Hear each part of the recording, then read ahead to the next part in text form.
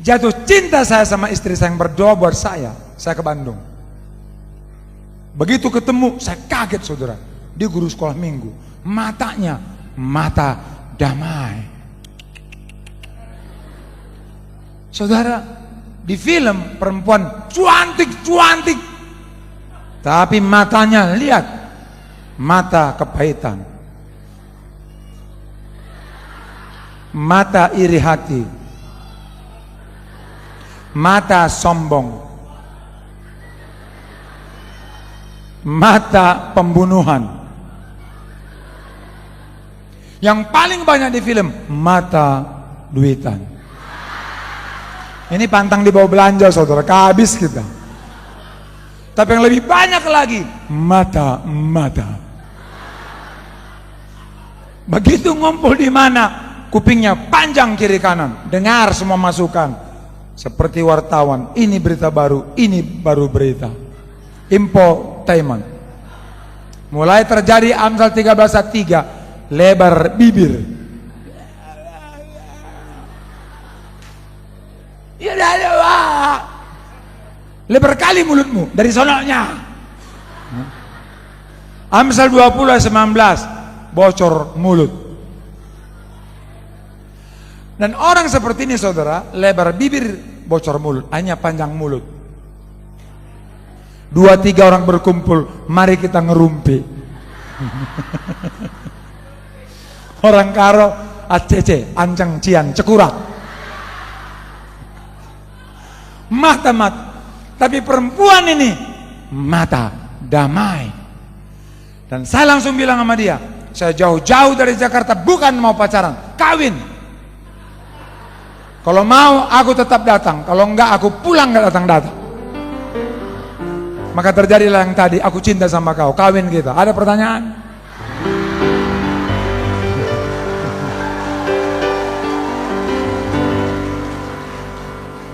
Ku kawini dia. Inilah perempuan yang berdoa buat saya.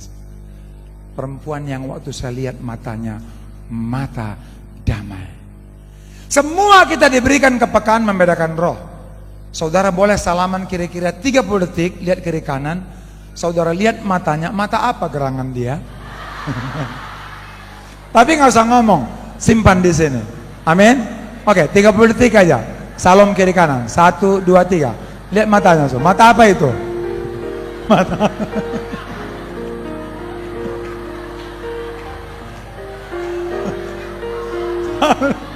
Saudara,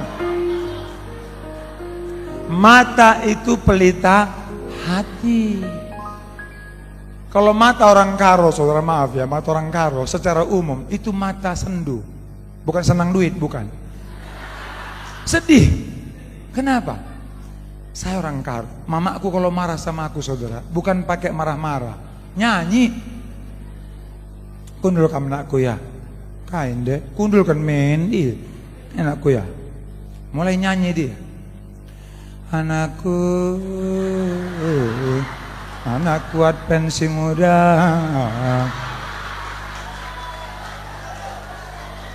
Dau kami Jakarta, kujuman anden wenda, ku sabah iya, bas panas mata waria anakku, ibas udan tetap aku nyangkul nanam pagi.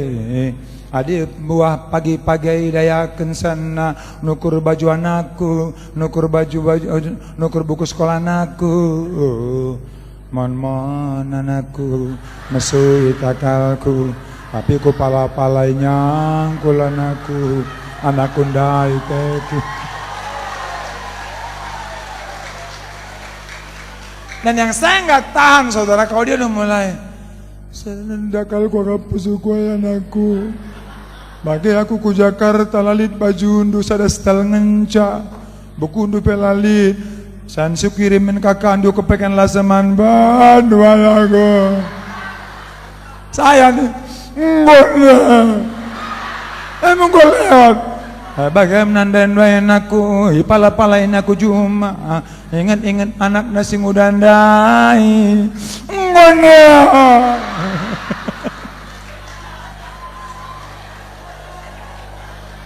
Saudara, itu orang Karo kenapa suka sedih? Karena lagunya itu. Waktu mati mamaku saudara, hampir pingsan lah. Bukan pingsan, memang pingsan beneran.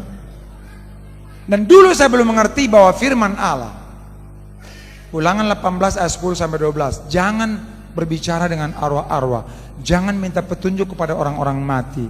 Orang mati, orang Kristen, rohnya sudah kembali kepada Bapa. Itu hanya tubuh dan jasad saja. Tapi kita kalau Karo, Bapak sope gokam lawas, enda kalim bebundung, gorong daun-daun hari. Bapak sope diam saja.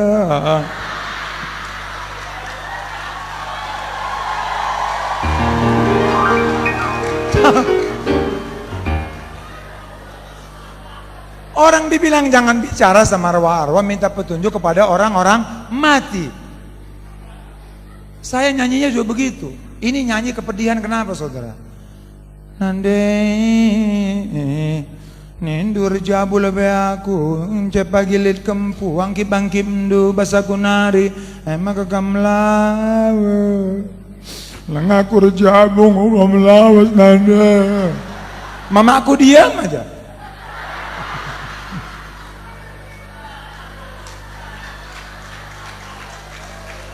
Tapi lihat, begitu nyanyinya mulai berubah. Nande janjindu sebelum kamate bagi-bagi harta warisan. Apa bagianku nanda?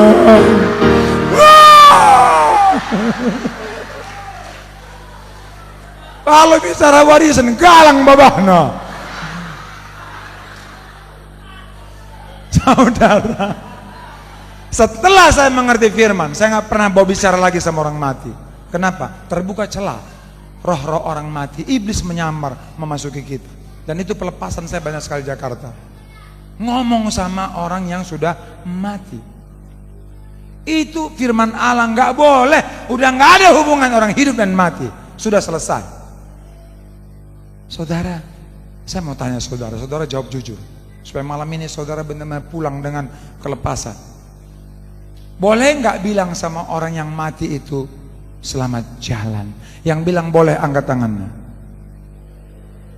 Oke, turun. Yang bilang nggak boleh angkat tangannya. Oke, yang abstain angkat tangannya. Mas, Matius 5:37. Jika ya katakan ya, jika tidak katakan tidak. Lebih daripada itu berasal daripada sejat. Iblis.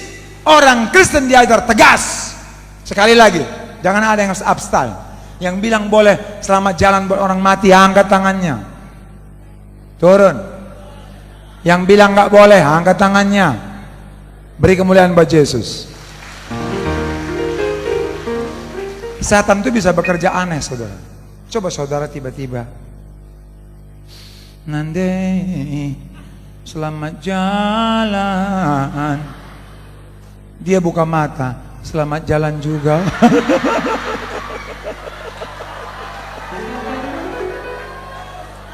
Saudara, Nandai terakhir kali engkau teluari ke mata, buka dage mata dua nandai. Wow! Nandai tangkap lagi tangan kue nandai terakhir kali ditangkapnya. Oh. Saudara, firman Allah bilang tidak boleh berbicara kepada arwah-arwah, minta petunjuk kepada orang-orang mati, karena orang mati itu sudah nggak ada hubungan sama kita. Yang penting kalau mati di dalam Tuhan, berbahagia, wajahnya seperti orang tidur. Tapi yang mati tidak dalam Tuhan, karena apa? Setan yang jemput, bukan malaikat. Saudara, satu kali saya khotbah di UKI, rumah duka, orang Batak meninggal. Yang datang orang Batak semua, bajunya hitam, mukanya hitam, hatinya hitam. Kenapa hatinya hitam? Karena MC-nya saudara orang Gorontalo, namanya Tina, lembut kali suaranya. bersama malaikat di surga. Ini orang-orang yang hadir kira-kira 500 orang lebih. Ayo dia hula-hula dong. Hai matong, hai lah. Hula. Enggak kedengeran. Saya mulai mikir, kalau saya khotbah bahaya nih. Enggak bakal kedengeran. Saya doa firman enggak dengar saudara. Ayo behado ya huta doa marah itu ini ya kan. Saya langsung bilang, pokoknya yang malam ini tobat, surga kekal selama-lamanya kalau mati tiba-tiba. Kalau yang malam ini nggak tobat juga, mati, masuk neraka. Kaget, Afin bangun doi, holo, ayo si buta dari gua hantu itu, ayo matong, ayo do, ayo pendeta do sanari.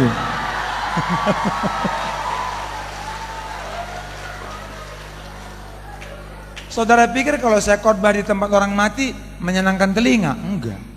Harus firman Allah. Saya katakan bahwa di dalam Lukas 16 ayat 24, Lazarus, orang yang miskin itu yang mati masuk surga. Orang kaya itu yang mati masih disimpan di halaman neraka, belum neraka. Ayat 24 bisa katakan ini saudara.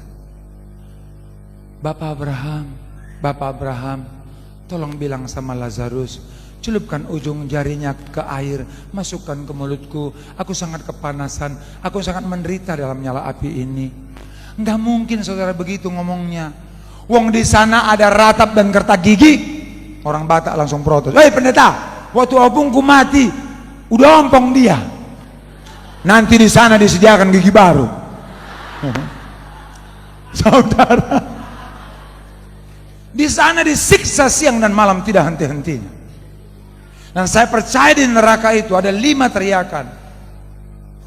Aduh, tolong, panas, ampun, sakit. Begitu di neraka itu. Mana mungkin dengan aduh, tolong, ampun, sakit, panas, nas, melas, mohon, sumo, enggak. Saudara, dia akan teriak di sana saudara. Ada ratap dan kertak gigi. Aduh, tolong, kalau tahu begini, kan begitu di sana. Mentang-mentang dia orang Sunda, dia bacalah Lukas 16 ayat 24. Bapak Abraham bilang atunya ke Lazarus, abdi tadi dia panas teingnya. Lamun di itu ada cai, celupkan atu ku ujung abdi. Abdi teh panas teing, di dia menderita, aya teu cainya. Enggak mungkin gitu saudara. Atau kalau orang karo ya, Bapak Abraham, katakan sitik man Lazarus adli jelau tamana telunjuk neku, lau tamakan ku babahku, melase ya, menderita kali. Enggak mungkin saudara. Di neraka itu siang malam tidak henti-hentinya, sesuai dengan Wahyu 14 ayat 11, disiksa selama-lamanya. Tapi yang percaya Yesus, terima Yesus sebagai Tuhan dan Juru Selamat, selama-lamanya surga kekal. Dan saya bersaksi di dalam orang mati itu, di rumah sakit UKI itu, yang saya khotbahi bukan yang mati, tapi yang tinggal, yang hidup. Jadi saudara-saudara, di neraka itu nanti, kalau dia ada dialog itu, dia akan berdialog. Aduh, Bapak Abraham, tolong bilang Lazarus. Aduh, panas, gitu. Saudara tahu selesai saya khotbah, seorang bapak tinggi besar, pendeta, bagus sekali khotbahmu. Loh kenapa Pak? Takut pun aku. Selama ini bapak nggak pernah takut aku. Tapi acting begitu tadi jadi mikirlah aku, tobatlah aku. Jadi selama ini bapak belum tobat, dia belum lah. Tapi dengar gitu tadi ngeri kali. Kupikir kalau gitu khotbahmu terus, yang mati aja bisa bangkit itu. Bisa. Saudara, ada hal yang menarik firman kita malam ini, supaya kita sungguh-sungguh surga kekal selama-lamanya. Kita akan buka Yohanes 5 ayat 24. Yohanes 5 ayat 24.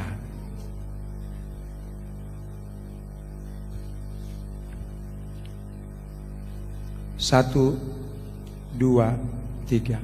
Aku berkata kepadamu, sesungguhnya barang siapa mendengar perkataanku dan percaya kepada Dia yang mengutus aku, ia mempunyai hidup yang kekal dan tidak turut dihukum, sebab ia sudah pindah dari dalam maut ke dalam hidup. Tapi banyak firman saudara, kalau kita menyangkal Dia, Dia juga akan menyangkal kita. Bahkan Paulus katakan di 1 Korintus 9 ayat 27, aku melatih tubuhku menguasainya seluruhnya, supaya jangan setelah memberitakan firman, memberitakan Injil kepada orang lain, aku sendiri ditolak. Paulus katakan itu saudara. Makanya Roma 12 ayat 1, aku persembahkan tubuhku sebagai persembahan yang hidup, kudus, dan yang berkenan kepada Allah. Ujung rambut sampai telapak kaki ini kudus. Kita terima Yesus anaknya sebagai Tuhan dan Juru Selamat, percaya, ikuti perkataannya, pindah dari maut ke dalam hidup. Tapi coba kita lihat 2 ayat, 1 Yohanes 3 ayat 14 dan 15. Kita akan lihat ayat ini saudara. 1 Yohanes 3 ayat yang ke-14 dan 15. 1, 2, 3. Kita tahu bahwa kita sudah berpindah dari dalam maut ke dalam hidup, yaitu karena kita mengasihi saudara kita. Barang siapa tidak mengasihi, ia tetap di dalam maut. Setiap orang yang membenci saudaranya adalah seorang pembunuh manusia. Dan kamu tahu bahwa tidak ada seorang pembunuh yang tetap memiliki hidup yang kekal di dalam dirinya. Tadi kita lihat pengajaran di dalam Yohanes 5:24, sudah berpindah dari maut ke dalam hidup. Tapi 1 Yohanes 3:14, barang siapa yang tidak mengasihi, ia tetap di dalam maut. Saya nggak berani rubah firman ini saudara. Hati-hati. Kenapa? Karena semua pembenci adalah pembunuh manusia. Dan pembunuh manusia tidak ada hidup kekal dalam dirinya. Malam ini yang penting buat kita ayat yang ke-16 ya saudara. 1, 2, 3. Demikianlah kita ketahui kasih Kristus, yaitu bahwa Ia telah menyerahkan nyawanya untuk kita. Jadi kita pun wajib menyerahkan nyawa kita untuk saudara-saudara kita. Yesus terlebih dahulu mengasihi saya dan saudara. Yesus terlebih dahulu berdamai dengan saya dan saudara. Yesus terlebih dahulu mengampuni saudara-saudara. Yesus terlebih dahulu melayani saya dan saudara. Dia sekarang ada di surga. Tetap berdoa buat saya dan saudara. Yang mau luar biasa, yang nggak mau lewat. Karena Allah sangat menghargai kehendak bebas. Tapi ketika kita tidak bisa laksanakan yang ayat 16 ini saudara, hati-hati. Saya dan saudara sudah diampuni. Dosa semerah kirmiji bisa putih seperti salju. Sudah selesai. Tapi lihat, Yesus serahkan nyawanya bagi saya dan saudara. Dan Dia juga mau saya, saudara-saudara, menyerahkan nyawa buat saudara-saudara yang lain. Saudara boleh salam kiri kanan dan katakan begini, aku juga mau menyerahkan nyawaku buatmu. Salam saudara. Aku juga mau menyerahkan nyawa buatmu. Amin. Padahal saudara udah ngomong malam ini tuh firman saudara. Ini enggak? Aku sedap gua pusu gua getem ya. Gereneng tuh gulang. Saudara siap serahkan nyawa, tersinggung aja nggak mau. Hati-hati saudara. Firman ini, firman yang hidup. Saya akan bicara buat saudara malam ini 2 ayat saja, dan 2 ayat ini akan menggugah saudara-saudara. Saya suka bolak-balik firman saudara. Seorang marga Tobing, pendeta, ini ada bisnisku sudah 5 tahun gak gol-gol. Jadi banyak kali lah, apa sih masalahnya kok gak gol-gol. Dia mulai cerita. Dari inti cerita dia saya tangkap 2 ayat saja saudara. Kalau Bapak mau goal usahanya itu, yang pertama, Bapak catat ayatnya, dicatat saudara. Tetapi carilah dulu kerajaan dunia dengan segala ketidakbenarannya, maka semua akan dikurangkan daripadamu. Ini bagus tuh, di mana itu? Di mana itu? Matius 6 ayat 33 dibalik. Tetapi carilah dulu kerajaan Allah dan kebenarannya, maka semua akan ditambahkan kepadamu. Balik saudara. Tetapi carilah dulu kerajaan dunia dengan segala ketidakbenarannya, maka semua akan dikurangkan daripadamu. Aduh, betul itu, betul, iya. Doa dulu baru bekerja. Ya, melayani dulu, nanti Tuhan akan luar biasa. Ya. Aduh, tadi ada pendeta bilang jangan ke Thomas Bangun. Bajingan itu katanya. Tapi karena aku pikir aku bajingan ketemu pendeta bajingan cocok. Makanya firmanmu cocok kali. Aduh, betul itu. Yang kedua pendeta. Yang kedua. 1 Petrus 3:7. Hormati istri. Teman pewaris hidupmu, kasihi dia. Karena kalau tidak demikian, doamu terhalang. Ya tapi gimana, istriku cerewet kali. Loh, sekarang mau apa? Mau jadi pelaku firman enggak? Betul juga, pantas lah enggak gol-gol ya. Ku tampar terus istriku. Enggak lama saudara, 2 bulan kemudian didatangin saya. Pendeta, bagus sekali tuh firman, yang 2 itu kulakukan. Gol bisnisku. Gol saudara. Makanya laki-laki yang tidak pernah menghormati istrinya, enggak mengasihi istrinya. Lihat saudara. Semua doanya terhalang. Bikin ini gagal. Bikin ini gagal. Ya. Tapi istri juga, Efesus 5:24, tunduklah kepada suamimu seperti jemaat tunduk kepada Kristus dalam segala sesuatu. Saudara, firman itu selalu bicaranya pribadi lepas pribadi, bukan buat orang lain, buat diri sendiri lakukan. Dan Bapak itu goal bisnisnya. Saudara, hanya saya mau cerita, ketika anak saya feber dalam perut, saya dengan istri saya suka berantem, belum tobat. Anak ini dalam kandungan, anak itu dibentuk dalam kandungan. Jadi mau apa kamu? Anak dalam perut, dudung. Saudara jangan heran kalau anak saudara lahir pemberontak, penolakan, ngelawan, itu karena suka berantem.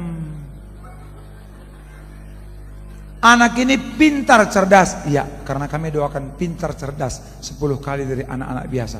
Tapi sifatnya saudara lihat, dari pagi sampai sore, mau saudara mukanya begini sama istriku.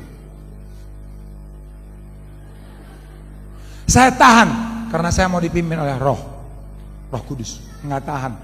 5:30 sampai 6:30 setan bekerja. Pada waktu metabolisme tubuh kita turun. Kegiatan 5:30, 6:30 lemah saudara. Makanya perhatikan suami istri suka berantem jam berapa? 5:30, 6:30. Disitulah setan bekerja. Sadarlah dan berjaga-jagalah. Saudara, saya tahan sampai jam 5 saya tahan. Tapi lihat, 5:30 nggak kuat. Aku panggil anakku, Febo, sini. Dari tadi bapak tahan-tahan, mukanya begitu. Saya ambil sapu.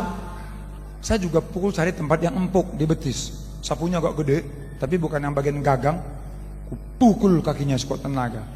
Bah! Ah! Bapak nggak mau lihat lagi. Dari pagi bapak tahan-tahan, begitu aja. Lain kali bapak, saya balik itu sapu, saya hajar ke tembok. Bapak pukul kepalanya seperti ini. Sedikit banyak dulu siksaan kepada aku itu masih ada dasar-dasarnya saudara, karena belum pelepasan total. Waktu dia nyanyi bait kedua, saya masuk ke kamar, aku ikut nyanyi duet kami. Satu perkara yang kusimpan dalam hati, seperti film India, dia pandang aku, ku pandang dia. Tiada sesuatu kan terjadi tanpa Allah peduli apa sakit. Ya udah nak, makanya jangan nakal. Kami mesti nyanyi. Allah mengerti, Allah peduli segala persoalan yang kita hadapi. Tak akan pernah dibiarkannya ku bergumul sendiri, sebab Allah peduli. Jangan nakal lagi nakku ya. Iya Pak, tapi sakit sekali Pak. Iya nakku.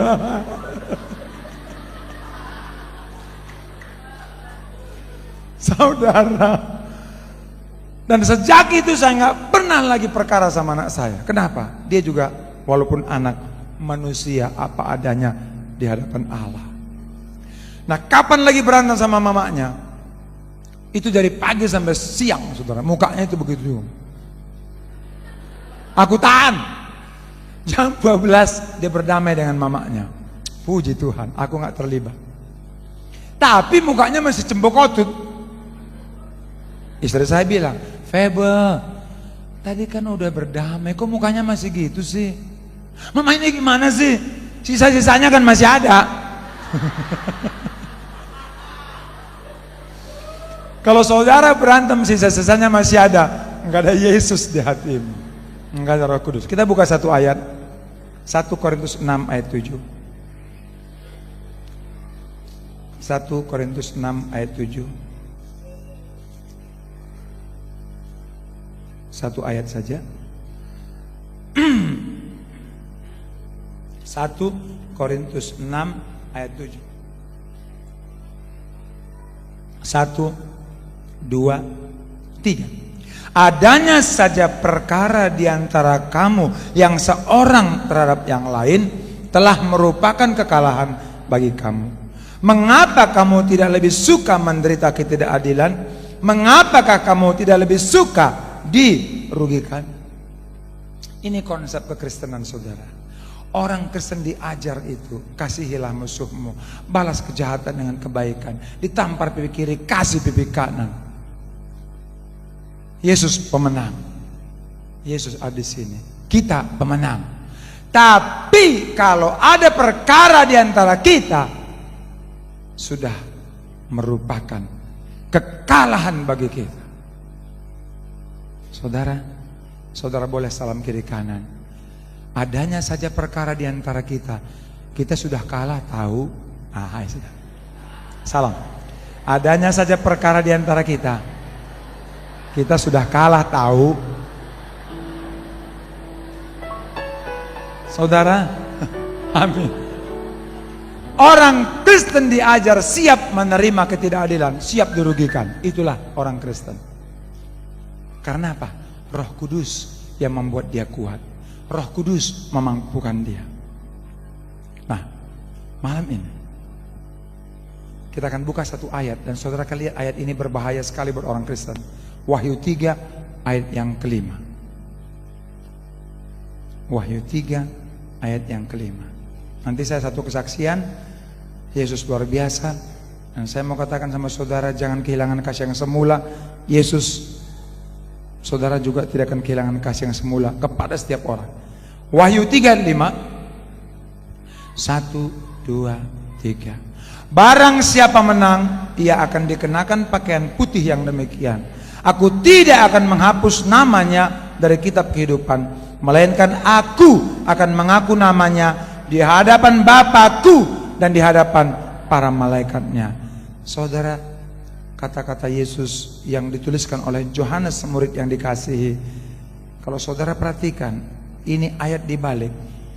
Barang siapa kalah, ia akan dikenakan pakaian hitam jorok bau yang busuk yang demikian. Aku akan menghapus namanya dari kitab kehidupan, melainkan aku juga tidak akan mengaku namanya di hadapan Bapakku dan di hadapan para malaikatnya. Orang yang menang adalah orang yang ada Yesus di sini, Roh Kudus di sini. Roh Kudus sesuai dengan Efesus 6 ayat 10 yang menguatkan kita. Gunakan kuasa Tuhan melalui roh yang tinggal di dalam hati saudara masing-masing. Celakalah tubuh maut ini, tapi syukur ada Yesus, panggil namanya. Orang-orang yang menang adalah orang-orang sesuai 1 Yohanes 1 ayat 9. Jika kita mengaku dosa-dosa kita, Ia adalah setia dan adil, dan Ia akan mengampuni semua dosa-dosa kita, bahkan mensucikan pelanggaran kejahatan kita. Orang yang menang, yang sungguh bisa mengampuni setiap orang yang bersalah kepadanya, seperti Yesus yang sudah mengampuni dia. Orang yang menang, yang sungguh katakan, Yesus Engkau Tuhanku, Juru Selamatku, aku terima Engkau sempurna, penuhi aku, hatiku, pikiranku, kehidupanku penuh oleh Yesus. Itu orang-orang yang menang, saudara, karena Roh Kudus akan penuh di dalam dia. Saudara, kesaksian saya kembali ke istri saya, karena istri saya menangkan saya dengan doa-doanya. Satu kali dia hamil yang keempat, mukanya cembok kotut, saudara. 1 minggu aku biarkan, tapi ketika Roh Kudus jamaah dia diminta ampun sama Tuhan. Saya bilang sama dia, di dalam firman Allah nggak ada dikatakan pasang KB kau, jangan banyak anakmu, nanti susah hidupmu. Pasang spiral kau, nggak ada. Firman Allah, beranak cuculah, bertambah banyaklah, penuhilah bumi. Makanya saudara yang anaknya diatur-atur cuma 1 sama 2, saudara sudah langgar firman Tuhan. Lo iya firman. Saudara, istriku karena dijamah oleh firman, akhirnya dia bilang, iya Pak, aku siap. Gendut kali. Waktu hamil 8 bulan, rumah kami tinggi, saudara. Malam-malam saya pulang karena ngantuk, saya langsung tidur. Jam 12 saya lapar. Saya bilang, Ma, bangun. Kenapa Pak? Lapar. Ada nggak Indomie di bawah sama telur gitu? Oh ada Pak. Ntar ya. Dengan perutnya yang gendut itu dia turun tangga, saudara. Haleluya, haleluya, haleluya. Kalau dulu ngerumel, ini enggak. Dia lakukan dengan tulus buat suaminya.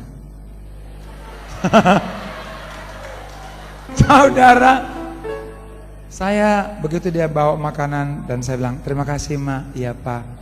Baru 2 suap istriku tukang tidur ngorok. Saudara tahu nggak, dulu sebelum tahu belutku berkuasa, ngoroknya kuhitung ada 10 macam. Banyak kali. Tapi setelah saya doa, Tuhan ngoroknya dikit aja Tuhan, volume ngoroknya kurangin dalam nama Yesus. Sekarang ngoroknya cuma 1 macam, kayak ikan mas koki. Saya lagi enak-enak kepedesan, dia nggak bawa minuman, ku bangunkan lagi. Mama, bangun. Kenapa Pak? Minumannya mana? Ya, Mama lupa. Diturun lagi. Haleluya.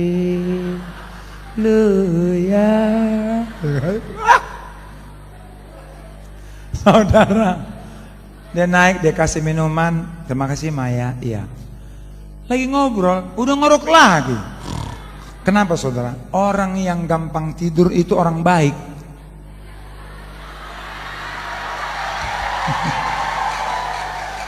Loh, saudara coba lihat 1 ayat saja, Amsal 4 ayat 16. Saya nggak bohong, saudara. Ini firman.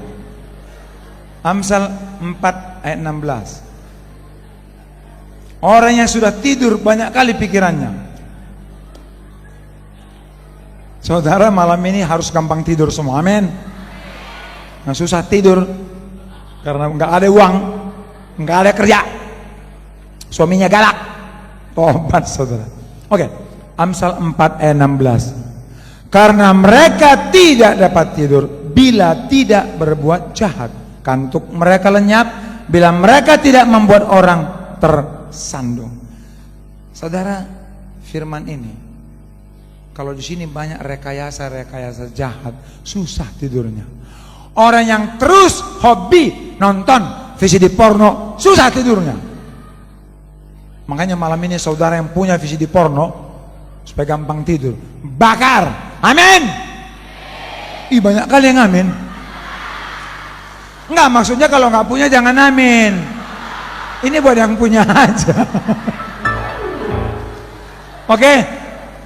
Yang punya VCD porno malam ini, supaya engkau betul-betul luar biasa di mata Tuhan, bakar. Amin. Ih, banyak juga.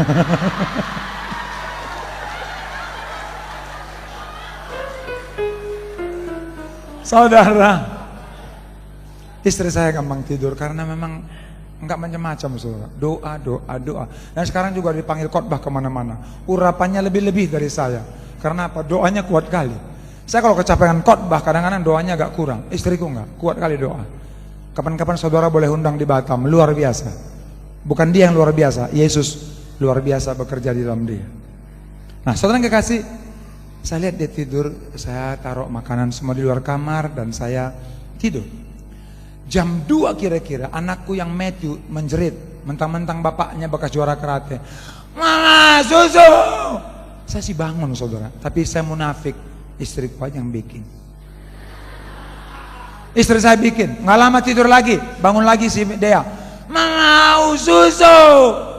Aku tidur, gue lihat, bangun aku, istriku bikin. Enggak ada cemberut, saudara, enggak ada marah. Kalau dulu ngomel. Selesai itu saya tidur. Jam 4 saya terbangun karena istri saya dapat karunia berkata bahasa roh. Tetap aja ada kata-kata didi. Tetap saya lihat ini. Dia selesai doa, dia tutup Alkitabnya, dia pergi ke anakku yang satu. Tuhan, terima kasih Engkau berikan aku anak-anak yang cakep, pintar, cerdas. Mari Tuhan lindungi anakku dengan kuasa darah yang kudus. Jaga mereka terus. Lama doanya. Amin. Pergi anakku yang satu. Tuhan, terima kasih Tuhan. Anak ini sungguh luar biasa. Tiba-tiba dia menuju kepadaku. Dari kepada ketahuan masih bangun, aku balikkan badanku. Saudara, didoakannya juga suaminya. Dia tempel begini, Tuhan, terima kasih. Kau berikan aku suami yang tidak sempurna. Tidak sempurna. Tapi Tuhan, Kau pakai dia luar biasa. Izinkan dia terus menangkan jiwa-jiwa Tuhan untuk kemuliaan nama-Mu. Berikan urapan-Mu Tuhan. Bahkan urapan yang ada di dalamku juga pindahkan ke dia Tuhan. Aku mengasihi suamiku, aku sayang dia.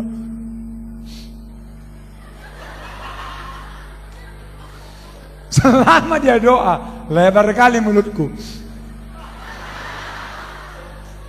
Saudara, saya menangis dan saya katakan, Tuhan, terima kasih. Kau berikan aku istri penolong yang sepadan. Luar biasa. Dia selesai doa, amin. Dia pergi. Aku hapus air mataku, saudara. Aku balik, aku mau berdoa buat dia. Udah ngorok lagi. Saudara, betapa luar biasanya kalau suami istri itu rukun, saudara. Asik, kenapa? Karena dua orang sepakat di dunia ini meminta apa saja Tuhan kabulkan. Itu bicara Matius 18 ayat 19, suami istri pegangan tangan pagi-pagi jam 5. Apa doa kalian? Janji Tuhan dijawab. Dua pendoa syafaat. Apa doa kalian? Orang yang didoakan dan yang mendoakan sepakat, luar biasa. Kisah 14 ayat 9. Paulus menatap dia dan melihat ia beriman dan dapat disembuhkan. Baru Paulus tumpang tangan dan orang itu sembuh. Thomas bangun juga seperti itu. Kalau sebentar hamba-hamba Tuhan dan saya berdoa di tempat ini, kami akan melihat orang-orang yang Thomas bangun menatap dia dan melihat ia beriman dan dapat disembuhkan. Barulah kami hamba Tuhan tumpang tangan. Kalau saudara ditumpang tangan gak punya iman kepada Yesus, doain, gak bakal sembuh gua. Ngapain didoain? Saudara tahu gak? Ini tambah sedikit. Waktu dulu pertama saya ada altar call, saya maju. Aku paling tinggi dari semua. Semua didoakan rubuh, saudara. Bingung aku. Kok rubuh semua? Nah, waktu dia sampai kepada aku punya kuda-kuda kan. Waktu dia tumpang tangan, dorong-dorongnya kepala aku. Ku lawan, ayo lo.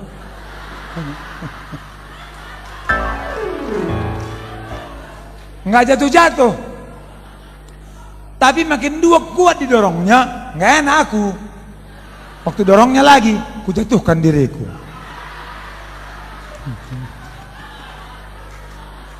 Saudara, semua jatuh, aku ikut jatuh. Semua terbaring, aku pun terbaring. Semua tutup mata, aku tutup mata. Tapi sambil ku intip, kok belum ada yang bangun ya? Ketika semua bangun, aku pun bangun karena namaku Advent bangun. Itu munafik, saudara. Kalau saudara nggak jatuh, jangan jatuh-jatuhkan diri. Kayak ada tante genit, aku perhatiin. Waktu aku mau doain, dilihat dulu di belakang siapa. Ada cowok ganteng. Tanganku belum nyampe, jatuhkannya dirinya. Plak. Jatuhlah di pelukan cowok ganteng itu. Plak. Ngeri kali. Kalau orang jatuh dalam urapan, saudara, kepanting pun ini nggak bakal ada apa-apa. Bam, nggak apa-apa. Kalau jatuhnya karena urapan, Tuhan jaga, malaikatnya tata. Pengalaman saya begitu, saudara. Saudara, sakit penyakit banyak sembuh. Satu kali saya berdoa buat seorang ibu, ampuni suamimu, kuasa pengampunan dosa luar biasa. Nggak mau. Semua boleh kuampuni, tapi suamiku tidak. Saya bilang, ibu kankernya udah berapa lama? 10 tahun. Kalau ibu mau sembuh hari ini, saya doa, ampuni, sembuh. Waduh, ya doakan aja lah Pak Thomas, doakan aja lah. Saya doain aja, saudara. Jam 4 sore, jam 6 dia pulang ke rumah.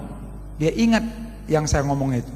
Dia masuk kamar, dia kunci pintu, dan dia ambil tindakan iman. Kuasa pengampunan dosa luar biasa.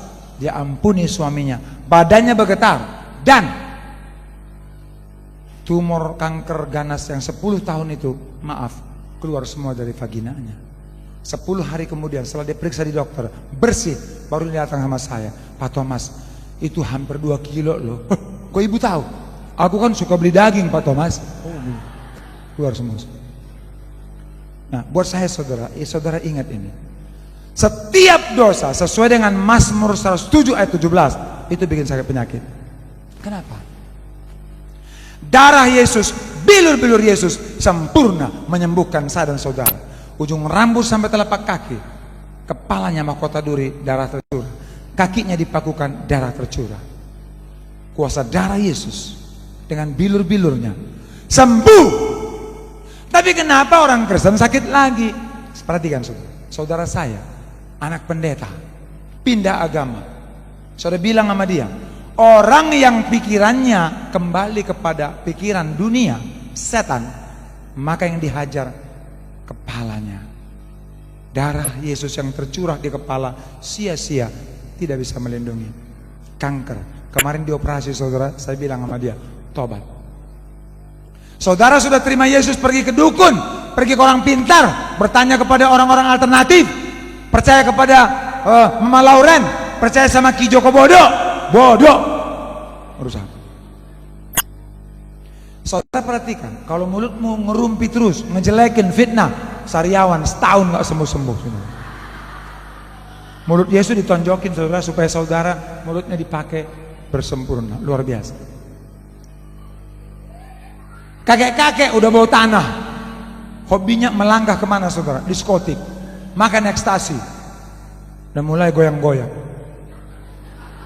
Udah bau tanah, kakinya dihajar, bengkok, saudara. Tangannya sudah punya istri, main piano ke istri orang lain. Tangannya dihajar. Suami seperti ini bahaya, saudara.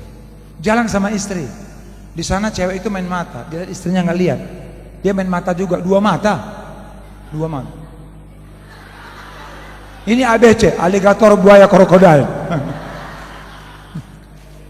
Saudara, kalau perempuan banyak sakit di bagian mana, saudara? Depan sini. lambung Yesus ditusuk. Kepahitan. Segat kalteku ya, mesu ya, sedang. Ting, kanker payudara. Ting, kanker hati. Ting, kista. Ting, meom. Ting, mah. Usus buntu. Rusak semua di sini. Makanya orang Kristen itu memang bener nggak boleh ada perkara, saudara. Karena apa? Tempat-tempat yang tidak bertobat, setan bisa hajar.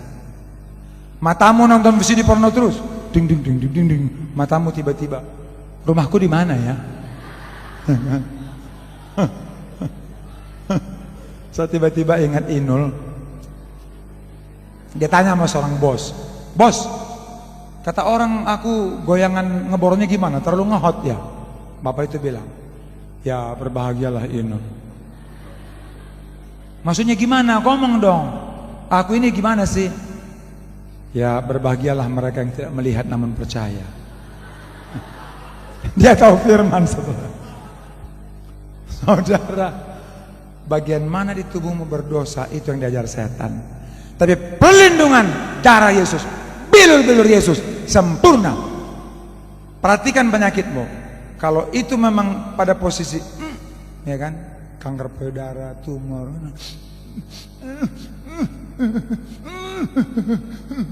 ya kan? Ting ting ting ting ting. Tapi laki-laki yang ABC, Wahyu 2, 20-23, yang punya will, wanita idaman lain di luar istrinya, firman Allah berkata, akan dilemparkan ke atas ranjang orang sakit. Perempuan yang berhubungan dengan dia akan dilemparkan ke sukaran besar. Dan anak-anaknya akan dimatikan.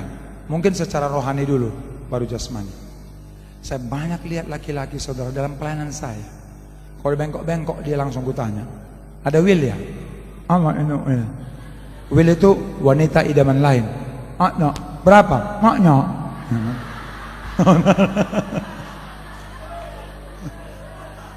Satu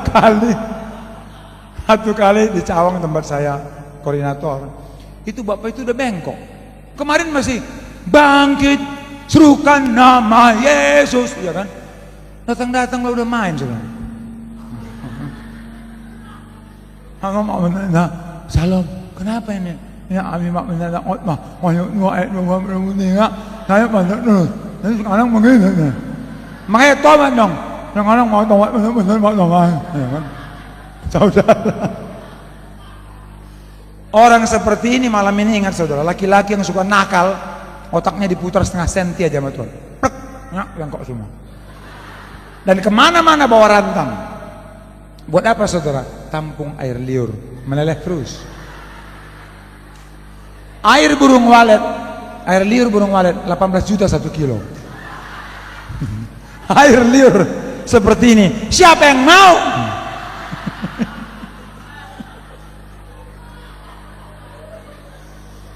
Makanya malam ini tobat saudara. Saudara mengaku dosa, ambil tindakan komitmen, aku mau berubah. Dan jangan ada perkara dengan siapapun, seperti Yesus tidak mau berperkara dengan kita.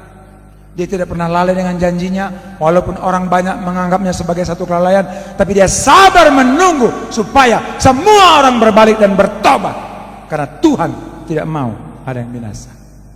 Keputusan di tangan saudara. Dan Yesus yang luar biasa itu saudara, memberikan anugerah, kasih karunia. Saya setiap bangun pagi, terima kasih Tuhan, Kau berikan aku lagi hidup satu hari. Dan itu semata-mata karena kasih karunia. Syukur satu hari ini aku tobat. Tuhan, aku mau menyenangkan hatimu dalam nama Yesus.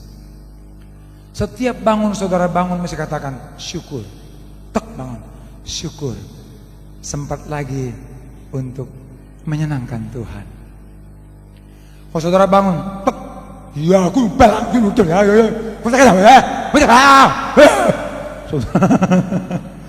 Orang seperti ini nggak ngerti belas kasih Tuhan, kasih karunia. Saudara ada sebagaimana ada sampai saat ini karena kasih karunia. Saudara semua sudah tercatat namanya di surga karena imanmu. Dan itu kasih karunia Tuhan, belas kasihan.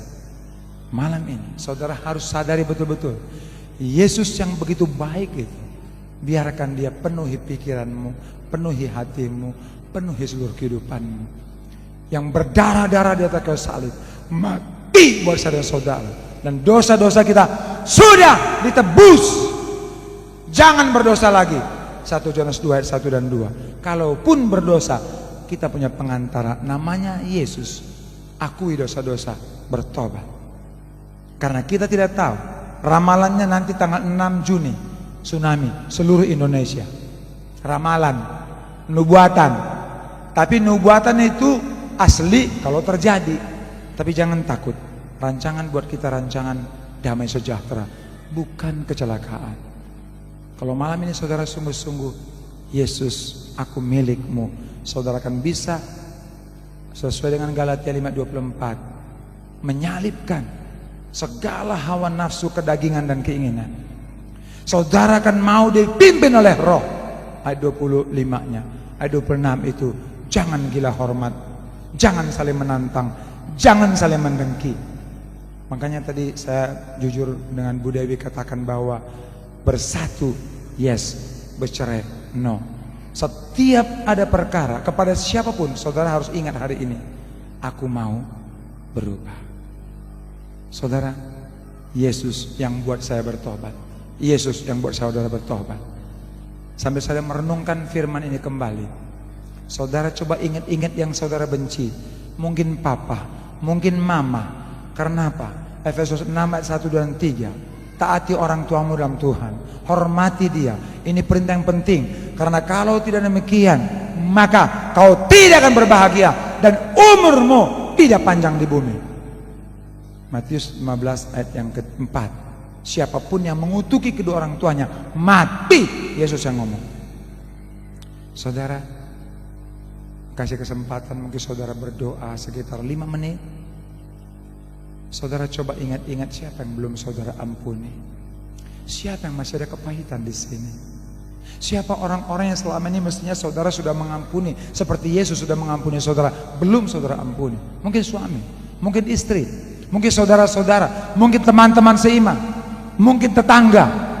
Saudara boleh berdoa, tundukkan kepala.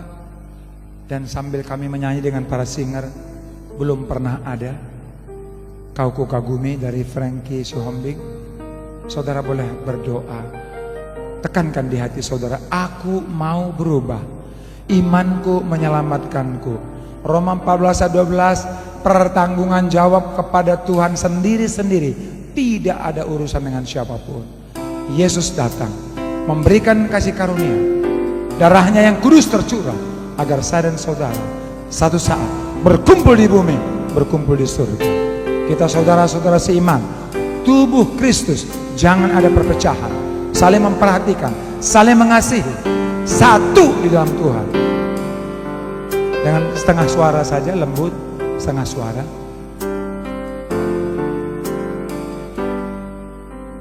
Belum pernah ada kasih di dunia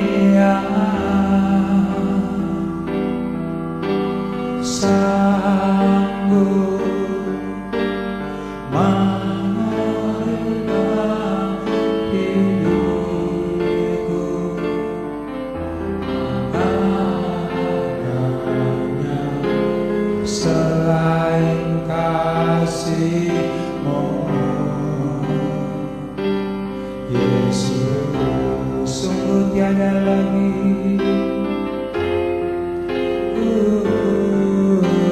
Sungguh tiada lagi, haleluya, kasih seperti ini, sanggup mengubahkan hidupku menjadi selain Kau.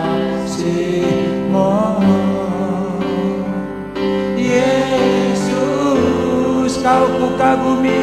Tetap berdoa saudara.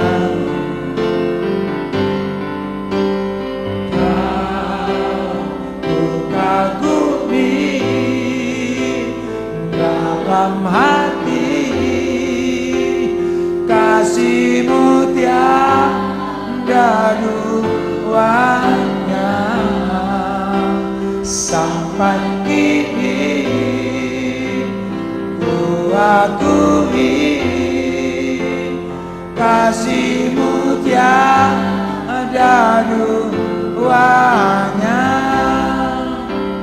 Ku kagumi dalam hati kasih-Mu tiada duanya, sampai kini ku akui kasih-Mu tiada duanya. Musik dengan lembut saja. Saudara renungkan lagu ini. Tidak ada satupun kita di tempat ini yang bisa diubahkan kecuali dengan kasih Yesus saja. Semua sia-sia tanpa kasih. Biarlah kasih Allah itu memenuhi setiap hati pikiran kita. Kasih yang mau mati buat saudara-saudara, yang membuat kita juga mau mati buat saudara-saudara kita. Malam ini kita tahu firman Allah. Kalau kita tidak mau berubah, orang-orang di sekitar kita tidak akan berubah. Ambil keputusan. Jangan lagi berkata-kata dia yang harus berubah, tapi sungguh aku yang mau berubah. Saudara, undang Roh Kudus memasuki hatimu, pikiranmu. Bukakan hati pikiranmu, lembutkan hatimu. Lembutkan hatimu, karena hanya hati yang lembut Roh Kudus bisa masuk. Hati yang keras, yang ada kebencian, yang ada kepahitan, yang ada pertengkaran, perpecahan, Roh Kudus tidak akan pernah bisa masuk. Lembutkan hatimu, lembutkan hati. Menangis buat saudaramu yang sekarang kau benci itu. Menangis buat dia, menangis buat dia. Jangan sampai dia terhilang. Karena Yesus datang untuk orang berdosa. Dia kadang-kadang melihat orang berdosa kita marah. Padahal Tuhan bilang, beritakan Injilku ke segala makhluk. Amanat agung Tuhan. Saudara, kalau saudara sudah selesai berdoa, ampuni setiap orang. Akui dosa-dosamu. Biar masuk Yesus di hati pikiranmu dengan sempurna hari ini. Terima dia sebagai Tuhan dan Juru Selamatmu. Roh Kudus ada di dalammu. Roh Kudus itulah yang janji kekal. Sesuai dengan Roma 8 ayat 11. 2000 tahun yang lalu Yesus dibangkitkan oleh roh yang sama yang ada di dalam saya dan saudara. Satu saat kita pasti mati. Tapi ingat, dengan Roh Kudus ada di sini seperti Yesus dibangkitkan, kita juga dibangkitkan. Dan kita tidak mau ada yang terhilang di anggota keluarga kita. Satu pun tidak. Menangis buat dia, menangis buat dia. Kita akan naikkan lagi kembali pujian ini dengan setengah suara. Jemaat ikut berdoa menyanyi. Belum pernah ada kasih hidup dia sanggup menerima diriku apa adanya selain kasih-Mu Yesus. Takkan ada lagi takkan ada lagi, haleluya, kasih seperti ini. Sanggup mengubahkan hidupku menjadi baru selain kasih-Mu Yesus. Dengan segenap hati kau kukagumi.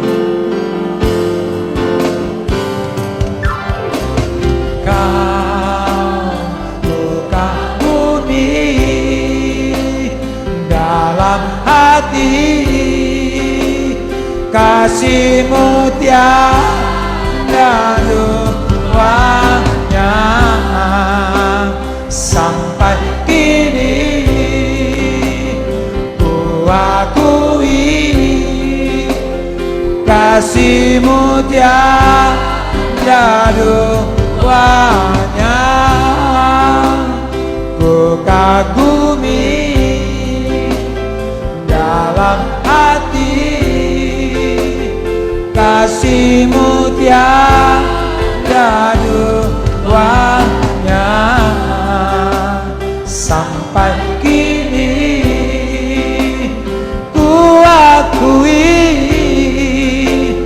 kasih-Mu tiada duanya.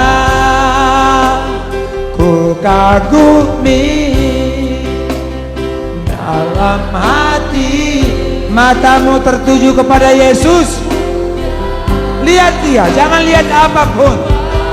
Jangan lihat kesalahan orang. Jangan ingat dosa-dosamu. Semua sudah selesai. Dalam kata sakaya diri itu Roh Kudus. Penuhi tempat ini Roh Kudus. Ku kagumi Roh Kudus. Penuhi tempat ini. Penuh Roh Kudus. Jamah anak-anak-Mu. Jamah Roh Kudus.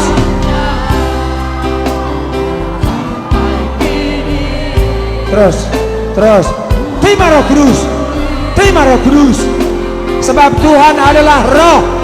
Dan di mana ada Roh Allah, di situ ada kemerdekaan. Merdeka. Jauh dari sakit penyakit. Lepas dari kebencian. Terus penuh Roh Kudus.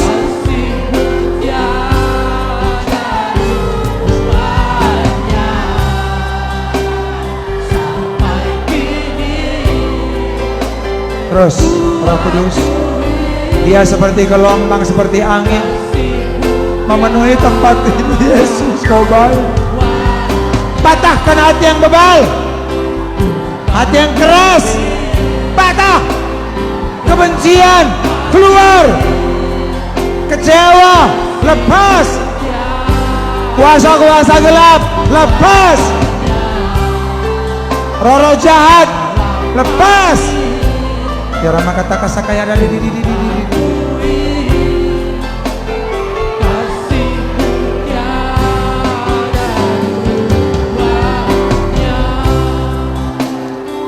naikkan pujian haleluya, haleluya, haleluya.